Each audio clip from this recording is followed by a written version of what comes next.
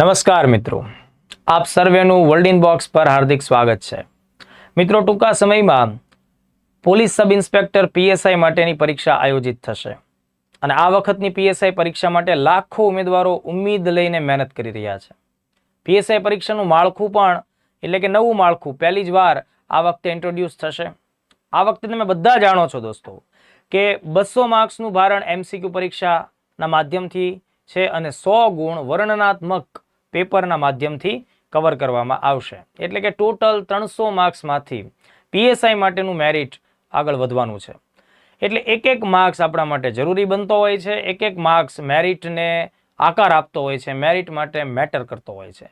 તો દોસ્તો, ખાસ તો પીએસઆઈનું જે બીજું પેપર છે, જે વર્ણનાત્મક પેપર છે, તો ગુજરાતના મોટાભાગના વિદ્યાર્થીઓ માટે આ આખો જે કોન્સેપ્ટ છે નવો છે. કારણ કે પીએસઆઈ માટે ફોર્મ ભરનારા મોટાભાગના ઉમેદવારોએ અત્યાર સુધીમાં જે વધુ પરીક્ષાઓની પ્રેક્ટિસ કરી છે અથવા તો પરીક્ષાઓ માટે જેમનો અનુભવ છે એ ઓએમઆર શીટ ઉપરના એમસીક્યુ સોલ્વ કરવા વાળો અનુભવ વધારે છે. કોરી બ્લેન્ક માર્કશીટ આન્સર શીટ ઉપર લખાણ લખવું અને વર્ણનવાળા સવાલોનો જવાબ લખવો, આ બાબત વિદ્યાર્થીઓ માટે નવી છે. એનો અનુભવ વિદ્યાર્થીઓ પાસે ઓછો છે. એટલે મિત્રો, આ નવા અનુભવને આપણે સફળ અનુભવમાં રૂપાંતરિત કરવાનું છે અને એટલા માટે વર્લ્ડ ઇનબોક્સ એકેડમી દ્વારા સમગ્ર ગુજરાત માટે પીએસઆઈ બીજા પેપર માટે વર્લ્ડ ઇનબોક્સ એકેડમીની એક એપ્લિકેશન છે, world inbox my class application. આ world inbox my class application પર ઓનલાઈન રેકોર્ડેડ કોર્સ અવેલેબલ થશે, જેમાં ગુજરાતી 70 ગુણ અને અંગ્રેજી 30 ગુણ એ આખો જ જે પેપર છે 100 ગુણનો એ સંપૂર્ણ રીતે પ્રેક્ટિસ સાથે, જરૂરી પ્રેક્ટિસ સાથે અમે કવર કરી રહ્યા છીએ. અને આ સમગ્ર કોર્સ વિદ્યાર્થીઓને આ 100 માર્ક્સમાં હાઈએસ્ટ માર્ક્સ લાવવા માટે ખૂબ જ ઉપયોગી સાબિત થશે. આ કોર્સ પૈકી જે શિક્ષક મિત્ર સાહેબ પ્રશાંત પંચાલ સાહેબ કે જેમણે આ આખા કોર્સમાં અંગ્રેજી વિષય ઉપર કામ કર્યું છે, આજ આપણે એમની સાથે ચર્ચા કરવાની છે કે સાહેબે આ કોર્સમાં અંગ્રેજી માટે કેટલી મહેનત કરી છે, એમાં કેવા ટોપિક અને કેટલી પ્રેક્ટિસનો સાહેબે સમાવેશ કર્યો છે. આપણે એમને સવાલો પૂછશું અને એમના જવાબો મેળવીશું. મિત્રો, આ સંવાદ તમારા ઘણા બધા પ્રોબ્લેમ્સ અથવા તો ઘણા બધી જે તમારા મનમાં રહેલી ક્વેરીઝ હશે એને દૂર કરશે. આપણે સંવાદમાં આગળ વધીએ એ પહેલાં દોસ્તો હું આપ સૌને જણાવી દઉં કે માનનીય શ્રી પ્રશાંત પંચાલ સાહેબ અંગ્રેજી વિષયના નિષ્ણાત ફેકલ્ટી છે. છેલ્લા 10 વર્ષોથી સ્પર્ધાત્મક પરીક્ષાઓના વર્ગો સાથે સંકળાયેલા છે અને હાલ છેલ્લા 5 વર્ષોથી વર્લ્ડ ઇનબોક્સ એકેડમી ગાંધીનગર અને ભાવનગર શાખામાં અંગ્રેજી વિષય ખૂબ સરસ રીતે વિદ્યાર્થીઓને ભણાવી રહ્યા છે. તો સર, આજના સંવાદમાં આપનું હાર્દિક સ્વાગત છે. Thank you very much sir. જો મિત્રો, હવે આપણે સરને સવાલો પૂછવાના છે અને સર એના જવાબો આપશે. આ સવાલો એવા રહેશે કે જે મોટાભાગના વિદ્યાર્થીઓ માટે પ્રશ્નો હશે, દ્વિધાઓ હશે, એનું નિરાકરણ પણ આ સવાલોમાં થશે. સૌથી પહેલા સર, વિદ્યાર્થીઓને પીએસઆઈ માટે જે અંગ્રેજી વિષય છે 30 ગુણનો, તો એ 30 ગુણ માટે કેવા પ્રકારના પ્રશ્નો પીએસઆઈ પરીક્ષા માટે પૂછાવાના છે? તો આ વખતે જે પીએસઆઈ નું પેપર છે એમાં ઇંગ્લિશ ભાષામાં ટોટલ 3 ટોપિક રહેલા છે સર. જી સાહેબ. જેમાં પહેલો ટોપિક છે ટ્રાન્સલેશન એટલે કે ભાષાંતર. બરાબર છે. ગુજરાતી ભાષાના પેરેગ્રાફ હશે જેને ઇંગ્લિશ ભાષામાં ટ્રાન્સલેટ કરવાનું હશે. બરાબર. બીજો જે ટોપિક છે રીડિંગ કોમ્પ્રિહેન્શન, જેને આપણે ગુજરાતીમાં ગદ્યાર્થ ગ્રહણ કહીએ છીએ. ગદ્યાર્થ ગ્રહણ, બરાબર. ગદ્યાર્થ ગ્રહણ જે હશે એમાં પેરેગ્રાફ હશે, એ પેરેગ્રાફ પરથી ક્વેશ્ચન્સ હશે, એ ક્વેશ્ચન્સના આન્સર સ્ટુડન્ટ્સને આપવાના હશે. બરાબર. ઠીક છે, બટ લખવાનું છે, ડિસ્ક્રિપ્ટિવ છે. ડિસ્ક્રિપ્ટિવ છે. ત્રીજો જે ટોપિક છે પ્રીસાઇઝ રાઇટિંગ, જેને આપણે ગુજરાતીમાં સંક્ષિપ્તીકરણ કહીએ છીએ, જેમાં પેરેગ્રાફ જેટલું કન્ટેક્સ્ટ આપેલું છે એને આપણે 1/3 માં કન્વર્ટ કરવાનું હોય છે. બરાબર. હા, તો આ રીતના 3 ટોપિક રહેલા છે. પ્લસ આ દરેક ટોપિકના 10 ગુણ રહેલા છે મિત્રો. અને ટોટલ એવી રીતે કાઉન્ટ કરીએ તો દરેક ટોપિકના 10 ગુણ, એવી રીતે ટોટલ 30 ગુણના 30 ગુણ રહેશે. બરાબર. તો મિત્રો, આ વખતે તમે જુઓ છો કે ભાઈ અંગ્રેજીમાં 3 અલગ પ્રકારના 3 પેટર્નના સવાલો પૂછાશે.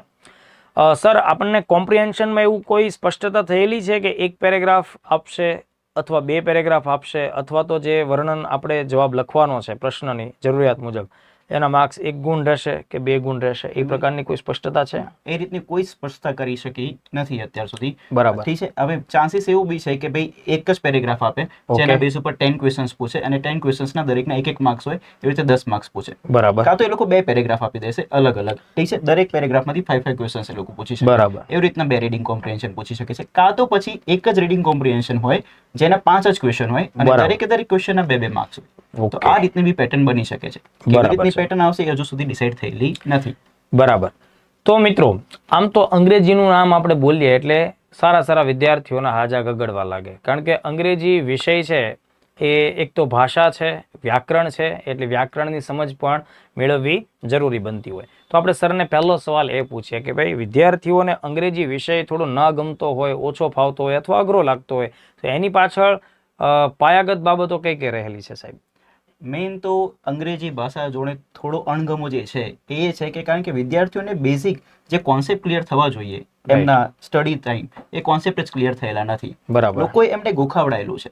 ઠીક છે.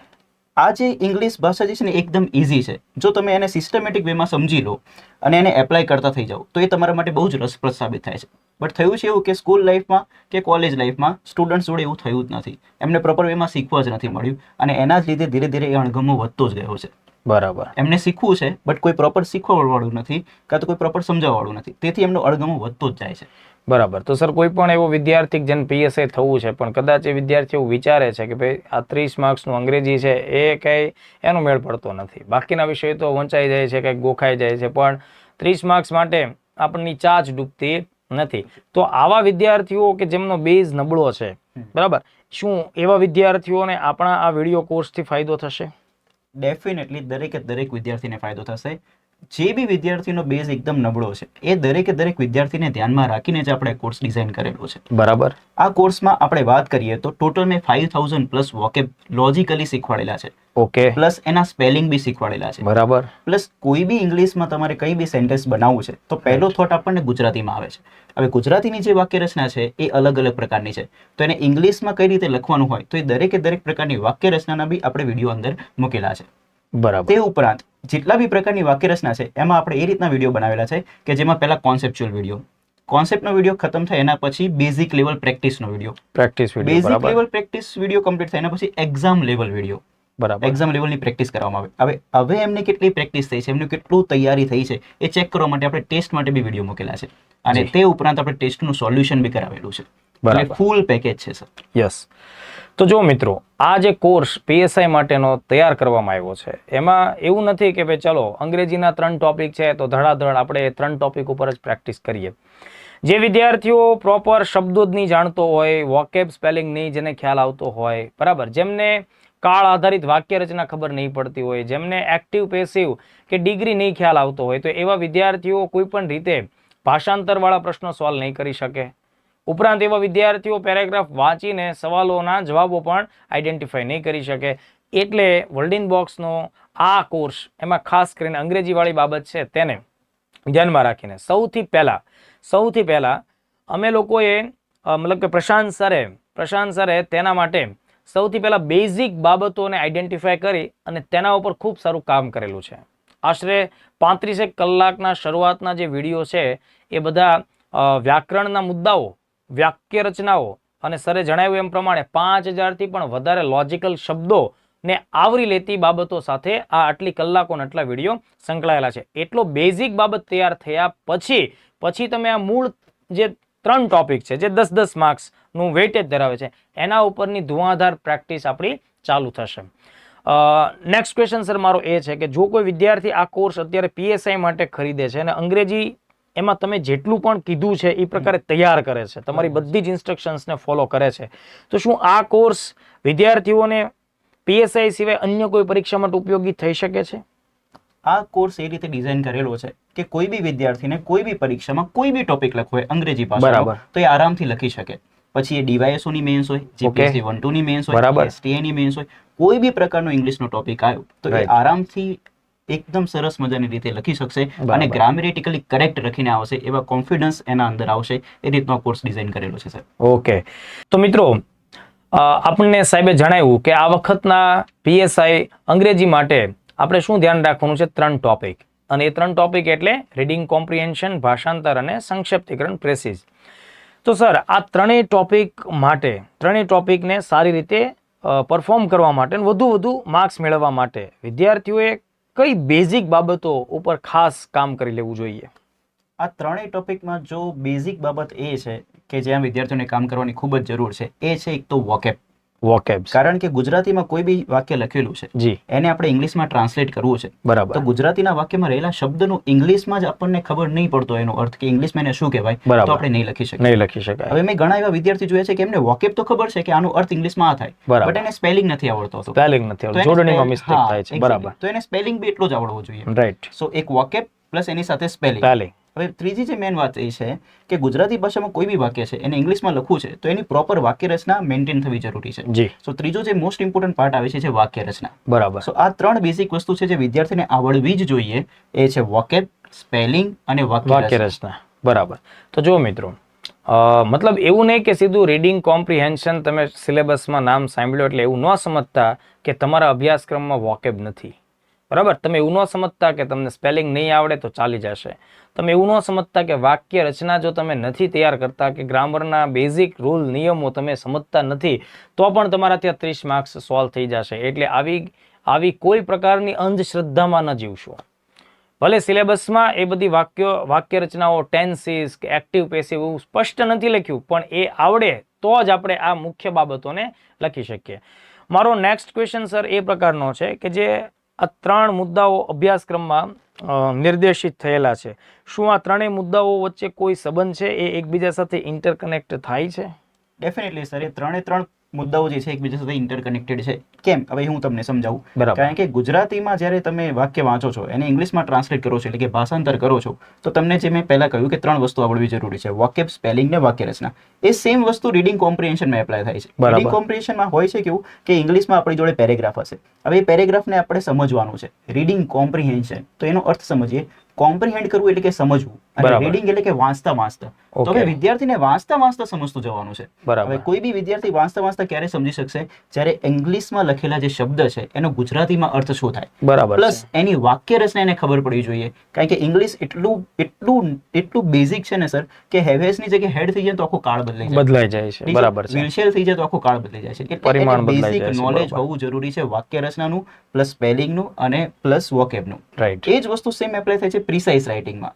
પ્રિસાઇઝ રાઇટિંગમાં કેવું છે કે એક આખો પેરેગ્રાફ હશે, જે બી કન્ટેક્સ્ટ આપણને આપવામાં આવે છે ને 1/3 માં લખવાનું છે. બટ સીધું કોપી મારીને નહીં આવવાનું. વિદ્યાર્થીઓ વિચારીને બેઠા છે કે પહેલી લાઈન, પછી 2 લાઈન છોડીને ત્રીજી લાઈન, પછી 2 લાઈન છોડીને એના પછીની લાઈન. એવું નથી કરવાનું.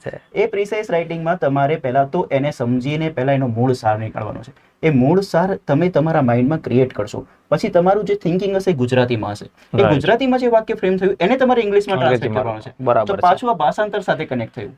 બરાબર. ભાષાંતર પાછું કરવું છે તો પાછા 3 પોઈન્ટ આવ્યા: સ્પેલિંગ, વોકેબ અને વાક્ય રચના. બરાબર. અને એટલા માટે આ 3 ટોપિક એકબીજા સાથે ઇન્ટરકનેક્ટેડ છે.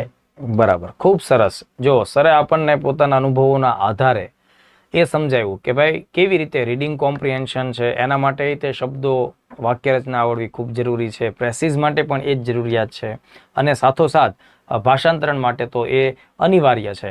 એટલે કહેવાનો મતલબ એમ દોસ્તો કે આ 30 માર્ક્સના ટોપિક માટે મહેનત આપણે ખૂબ વધારે કરવાની છે. મહેનત વધારે સારી રીતે કરવાની છે. પ્રેક્ટિસ પણ ખૂબ સારી કરશું ત્યારે જ આપણને આ વસ્તુમાં વધુને વધુ માર્ક્સ પ્રાપ્ત થશે. આ કોર્સની અંદર એ તમામ પ્રકારના તત્વોનો સમાવેશ અમે કર્યો છે કે જેનાથી વિદ્યાર્થીઓ આત્મવિશ્વાસ સાથે આગામી સમયની 2025ની એવી કોઈ પણ પરીક્ષા કે જ્યાં અંગ્રેજી છે, અંગ્રેજી MCQ ફોર્મેટમાં પૂછવામાં આવે છે અથવા તો વર્ણનાત્મક ડિસ્ક્રિપ્ટિવ સ્વરૂપમાં પૂછવામાં આવે છે, તો વિદ્યાર્થી એટલો સક્ષમ બનશે કે જે આત્મવિશ્વાસ સાથે જવાબો લખશે. દોસ્તો, STI મેઇન્સમાં પણ અંગ્રેજી 100 ગુણનું પૂછાય છે. DYSO મુખ્ય પરીક્ષામાં પણ 100 ગુણનું પૂછાય છે. આ ઉપરાંત ક્લાસ 1-2ની મુખ્ય પરીક્ષામાં અંગ્રેજી 150 ગુણનું પૂછાય છે. એટલે જે વિદ્યાર્થીઓ અત્યારે ભલે PSI માટે તૈયારી કરે છે પણ ભવિષ્યમાં એમનો ગોલ ક્લાસ 1, ક્લાસ 2 માટેનો રહેલો છે, એ બધા વિદ્યાર્થીઓને પણ અંગ્રેજીનું પૂરેપૂરું બેકઅપ આ કોર્સના માધ્યમથી મળવાનું છે. તો દોસ્તો, આ પ્રકારે આવા કોર્સને એક વખત પરચેસ કરવાથી અથવા તો એમાં ઇન્વેસ્ટમેન્ટ કરવાથી એ તમારી સમગ્ર કારકિર્દીને અલગ ઊંચાઈ ઉપર લઈ જશે. ઘણી બધી વખત વિદ્યાર્થીઓ એવું પણ વિચારતા હોય કે ભાઈ 20-30 માર્ક્સ માટે મારે એટલી બધી કલાકોની મહેનત નથી કરવાની, પણ દોસ્ત એ 20-30 માર્ક્સ મેરિટ ઉપર બહુ મોટો પ્રભાવ પાડે છે. 20-30 માર્ક્સ એ ખૂબ જ અગત્યના માર્ક્સ હોય છે અને એ જ ગેમ ચેન્જર્સ સાબિત થતા હોય છે.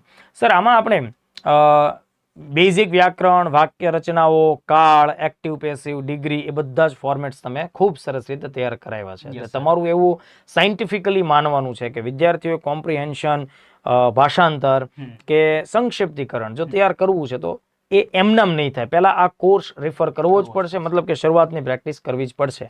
ચલો સર, બધા વિદ્યાર્થીઓ શરૂઆતના વિડીયો જોઈ લીધા છે અને એમાં જે પ્રેક્ટિસ આપી છે, વોકેબ્સ જે તૈયાર કર્યા છે, એ સિવાય કોમ્પ્રિહેન્શન, પ્રેસિઝ અને ભાષાંતરણમાં આપણી એપમાં તમે કેટલી પ્રેક્ટિસ કરાવેલી છે વિદ્યાર્થીઓને?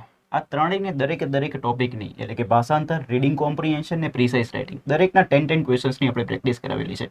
અને એ બી એ જ ક્વેશ્ચન્સ આપણે લીધેલા છે જે જીપીએસસી ક્લાસ 1-2, ડીવાયએસઓ, એસટીની પરીક્ષામાં અગાઉ પૂછાયેલા છે.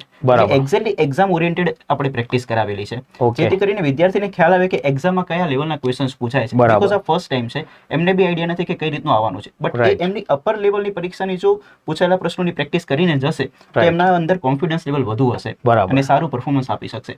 તો આપણે દરેક ટોપિકના 10 વિડીયો અંદર મૂકેલા છે. જી, તો જો મિત્રો, ઘણા બધા વિદ્યાર્થીઓ માટે આ એક અગત્યનો પ્રશ્ન હતો, એ સોલ્વ થાય છે કે ભાઈ પૂછાયેલા પ્રશ્નોનું સોલ્યુશન્સ પણ તમને આમાં મળે છે. તો મિત્રો, આ જ રીતે આ કોર્સમાં અમે લોકોએ અંગ્રેજી વિષયને ખાસ વિશેષ રીતે મઢ્યો છે, કારણ કે એમાં વિદ્યાર્થીઓ જો માત્ર કોમ્પ્રિહેન્શનની કે જે કંઈ મેન્શન કરેલા ટોપિક છે એની જ જો પ્રેક્ટિસ કરવા લાગશે, પણ જ્યાં સુધી એનો બેઝ એ તૈયાર નહીં કરે ત્યાં સુધી એમનાથી પ્રોપર આન્સર નહીં થાય. એટલે આ કોર્સમાં જે વિદ્યાર્થીઓ જોડાય છે એમને 2 પ્રકારના લાભ છે દોસ્તો. વ્યાકરણ પણ નબળું હોય તો એ પણ મજબૂત થાય છે, વ્યાકરણને મજબૂત કરવા માટેની ઇનફ પ્રેક્ટિસ પણ છે, અને સાથોસાથ જે મેઇન કોર ટોપિક છે એની પણ ભરપૂર પ્રેક્ટિસ થાય છે. તો દોસ્તો, એ સિવાય તમારી બીજી કોઈ પણ પ્રકારની ક્વેરી હોય તો તમે અમને કમેન્ટ્સમાં અચૂકપણે જણાવજો. અમારો આ આખો કોર્સ પીએસઆઈ પેપર 2 માટેનો કોર્સ કે જેમાં ગુજરાતી વત્તા અંગ્રેજી બંનેનો સવિસ્તાર સમાવેશ થાય, એ ગૂગલ પ્લે સ્ટોર ઉપર જઈ વર્લ્ડિનબોક્સ માય ક્લાસ એપ્લિકેશન ઇન્સ્ટોલ કરો, ડાઉનલોડ કરો અને એમાં જઈ અને પીએસઆઈ મેઇન્સ કોર્સ પેપર 2 એને આજે જ તમે વહેલી તકે પરચેઝ કરો, કારણ કે દોસ્તો સમય ઓછો છે. તમે એક વખત આ કોર્સને જોશો એટલે તમને ખ્યાલ આવશે કે ભાઈ વર્લ્ડિનબોક્સની કામગીરી, વર્લ્ડિનબોક્સનું કન્ટેન્ટ, એની ક્વોલિટી સમગ્ર ગુજરાતમાં અવ્વલ નંબર ઉપર છે, બેસ્ટ નંબર ઉપર છે. આ ઉપરાંત આપના જે કંઈ નવા વિચારો હોય એ અમને રજૂ કરજો. અને આજના આ સેશનમાં માનનીય પ્રશાંત પંચાલ સર સંવાદ માટે ઉપસ્થિત રહ્યા એ બદલ સરનો આપણે આભાર પણ વ્યક્ત કરીએ છીએ, અને સર સાથે તમે સીધો સંવાદ પણ કમેન્ટ્સના માધ્યમથી દાખવી શકો છો. Thank you very much. Thank you very much.